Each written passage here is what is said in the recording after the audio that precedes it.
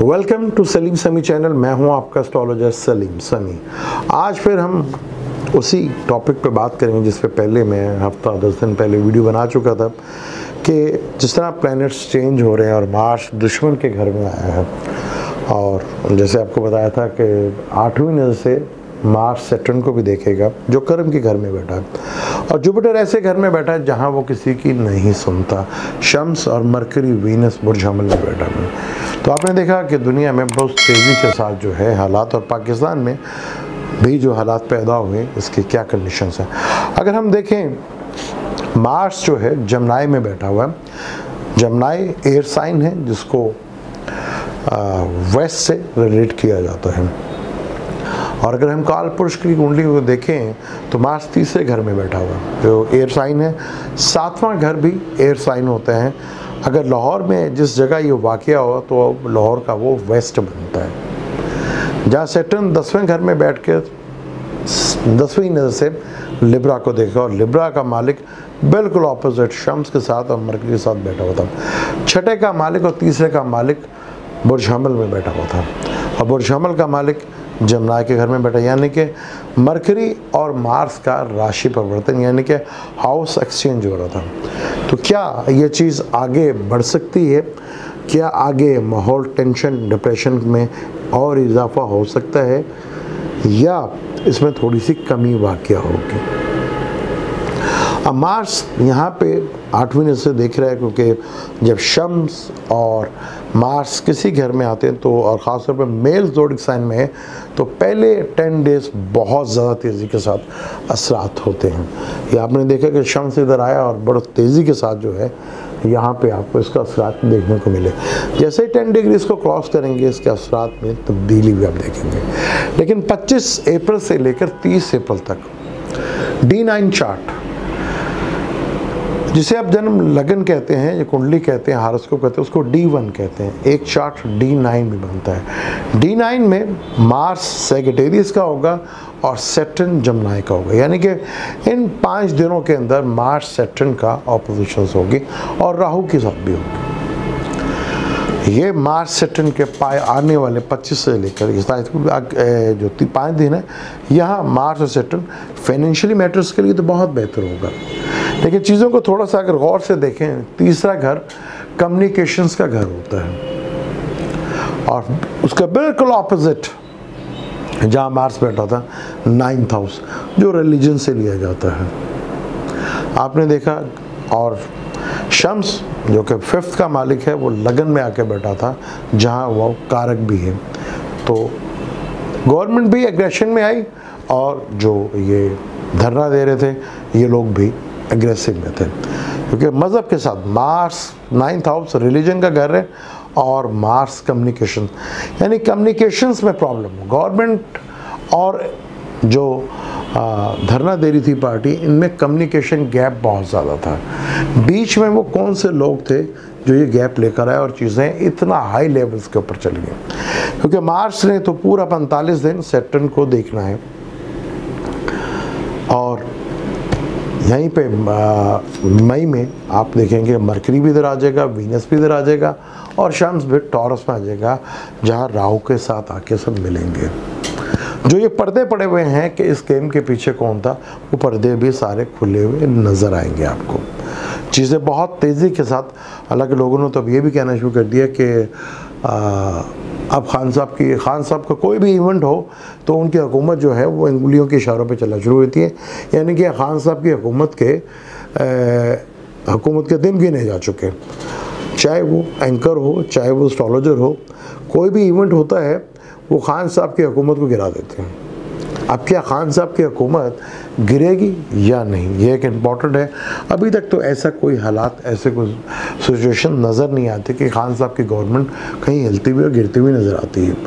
यहाँ एक चीज़ थ्रिल पैदा होनी थी, लेकिन इससे बहुत सी चीज़ों का, क्योंकि लॉ जो आगे कानून और बनने जाएंगे, आपने देखा कि 10वें घर में शम्स एग्जॉल्टेड घर में है, तो हुकूमत ने भी बड़ा एग्रेशन में आके, बहुत एग्रेशन में आके उस तंजीम को कालादमी करा दे दिया, यानी कि ब्लैक लिस्ट कर दिया। अब तीसरा घर जो कम्युनिकेशंस का घर भी होता है, वहाँ मंगल का बैठना, मार्स तीसरे घर का कारक भी है। तो जिस तेज़ी के साथ गवर्नमेंट ने भी हिम्मत और करज दिखाई, उसी तरह धरना देने वालों ने भी बहुत हिम्मत और करज उठाई। लेकिन इस बीच में फ़ायदा कौन उठा गया, ये बड़ा इम्पोर्टेंट है। हालांकि दोनों का राशि परिवर्तन यानी कि हाउस एक्सचेंज हो रहा था, मार्स का और मरकरी का। फिर कम्युनिकेशंस गैप देखने को मिला। सेकंड हाउस में राहु बैठा होता था, ये गौर से देखिएगा, और वीनस उसे 12वें घर में बैठा था।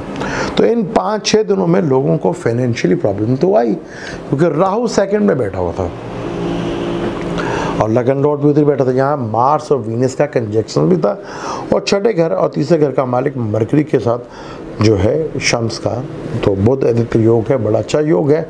वीनस और शम्स की आपस में नहीं बनती, यानी कि 7वां घर जो कि वीनस और दूसरा घर जो है फाइनेंस का, यहाँ पर चीज़ें जो है अनस्टेबल होती हुई नज़र आई। फाइनेंशियल प्रॉब्लम भी नज़र आई, क्योंकि दूसरा घर जो है वीनस से रिलेटेड है, जहाँ पे राहु बैठा हुआ है। अब जब बाकी प्लैनेट भी इधर आएंगे और मार्स सैटर्न का 5 दिन ये नवांशा के अंदर, मार्स और सैटर्न दोनों दुश्मन हैं। जब मार्स और सैटर्न की होते जो टाइम जो होता है वो बड़ा अब नॉर्मल होता है, चीज़ें बड़ी स्टक होती नज़र आती हैं, एक्सीडेंट्स बढ़ते हुए नज़र आएंगे, आपको ज़रूरत से ज़्यादा एक्सीडेंट नज़र आएंगे, टेररिज्म आपको नज़र आएगा, दहशतगर्दी आपको नज़र आ सकती है, लोग फ़रेब देंगे एक दूसरे को, चीटिंग बहुत होने शुरू होती है। लेकिन फाइनेंशियली गेन काफ़ी हद तक बेनिफिट्स देता है। और यहाँ पे चीज़ें अक्सर लोग जहाँ पे भी, जिस जगह पे भी खड़े हैं, जिस जगह पे भी वो सोच रहे थे, वहाँ पे स्टक होके रह जाते हैं। और मार्स सैटर्न का ये इवेंट 5 दिन चलेगा, क्योंकि यहाँ मार्स जमनाई में 45 दिन के बाद कैंसर में आ जाएगा, जहाँ वो सीधा सैटर्न और मार्स की ऑपोजिशंस होगी। 10वां घर कालपुरुष की कुंडली में कैरियर का होता है, चौथा घर सुख का घर होता है। तो यहाँ पर मार्च और जब ये आएगा 45 दिन के बाद, यानी कि एंड ऑफ मई और जून में, तो यहाँ घर के सुख में भी आपको कमी नज़र आएगी और एक थरथल नज़र आएगी, चीज़ें स्टक होती हुई नज़र आएंगी। लेकिन मार्स सैटर्न के बिल्कुल ऑपोजिट होगा। तो सैटर्न का घर जहाँ बैठा हुआ, सैटर्न खुद भी कर्म का मालिक है और 10वां घर भी कर्म का है। तो आपको कर्म यानी कि कानून ऐसे बनते हुए और सख्त किस्म के इसमें वहाँ आपको जो है ऑर्डर्स मिलते हुए नज़र आएंगे, कानून बनते नज़र आएंगे, जो इससे पहले इतनी तेज़ी के साथ नज़र नहीं आएंगे। यहाँ खान साहब की हुकूमत को जो लोग कह रहे थे कि दिन गिने जा चुके, वैसा कुछ सीन अभी नहीं बनता नज़र आ रहा, क्योंकि पाकिस्तान में जब भी कोई इवेंट बनता है तो खान साहब की हुकूमत जो है वो ख़तरे में आ जाती है। खान साहब को भी अपने जो टीम है, 3 साल से खान साहब अपनी टीम नहीं बना सके। उसकी बेसिक वजह है कि अगर खान साहब का अगर देखें हैं, जिस टाइम पे खान साहब ने हलफ उठाया था तो लिब्रा लगन था, जो चर लगन था। चर लगन में खूबी होती है कि अगर वो तब्दीलियाँ बहुत करते हैं। तो आप ये देख रहे हैं कि खान साहब जब भी तब्दीली की बात कर, बहुत जल्दी उनकी जो वज़ीरों की तब्दीली हो जाती है। उसकी वजह यही है कि चर लगन था, और लगन से जब जिस टाइम पे औत उठाया गया था तो लगन जो है आवाम से रिलेटेड होता है। उसका मालिक वीनस 12वें घर में नीच का था। यही वजह है कि 3 सालों में अभी तक आवाम को कोई रिलीफ नहीं मिल सका। तो क्या चर लगन में, क्योंकि चर लगन जो है पहले 4 बुर्ज हमल, कैंसर, लिब्रा, कैप्रिकॉर्न होते हैं। तो ये जो सूरत हाल पाकिस्तान में आगे जा रही है, इसमें थरथरली तो मरती चली जाएगी, चीज़ें आगे बेहतर होती चलेंगी। क्योंकि पाकिस्तान का अगर कुछ लोग टॉरस पे लेते हैं बुर्ज और कोई लेते हैं बुर्ज हमल भी, तो राहु बाय बर्थ टॉरस पे बैठा है और मार्स बाय बर्थ उधर ही बैठा हुआ है। तो ये देखा ये दोनों प्लैनेट्स बाय बर्थ उधर ही बैठे, तो पाकिस्तान में किस तेज़ी के साथ टेंशन आई।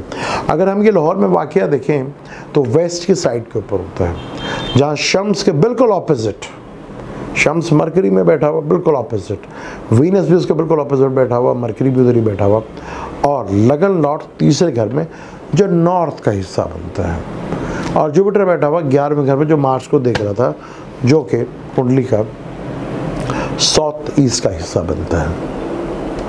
तो ये 3 जगह थी जहाँ से ये चीज़ें बहुत प्रोमिनेंट होकर सामने आई कि आने वाले वक्त में भी कुछ इस तरह की चीज़ें उठती हुई नज़र आएंगी, या जिस तरह ये कानून जो है बड़ी तेज़ी के साथ बनेंगे और लोगों को बड़ी तकलीफ़ देंगे। यहाँ पर चीज़ें खुल के बाहर आएंगी कि कौन कौन से मुल्क के अंदर लोग जो थे इन्वॉल्व थे, और बैरून मुल्क का भी हाथ आपको नज़र आए। चीज़ें छुपेंगी नहीं, जैसे राहु का भी पर्दा है, जैसे प्लैनेट इधर आएंगे और राहु के सामने आएंगे तो चीज़ें जो हैं आपको काफ़ी बड़े लेवल पे उठती हुई नज़र आएंगी।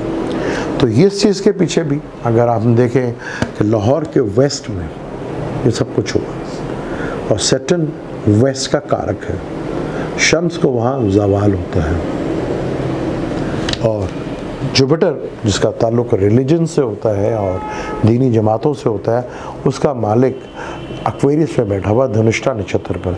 एक्वेरियस एक ऐसा ज़ोडिक है जहाँ जो नक्षत्र आते हैं वो अपनी मनमानी करते हैं। देखा जिस तेज़ी के साथ ये आज तक कभी नहीं हुआ कि इस लेवल के ऊपर किसी ने गवर्नमेंट को चैलेंज किया। इसके पीछे बहुत सी चीज़ें हैं, लेकिन अब जब मार्च सैटर्न का ये 25 से लेकर 30 तक होगा और ये चीज़ काफ़ी लंबी चलेगी, लेकिन पीसफुल आहिस्ता आहिस्ता, क्योंकि सन 10 डिग्री को क्रॉस कर चुका होगा। इस टॉपिक पर डिटेल से और बात करेंगे, लेकिन जाने से पहले चैनल को सब्सक्राइब कर लीजिएगा और बेल के बटन को ज़रूर दबाइएगा। अल्लाह हाफ़िज़।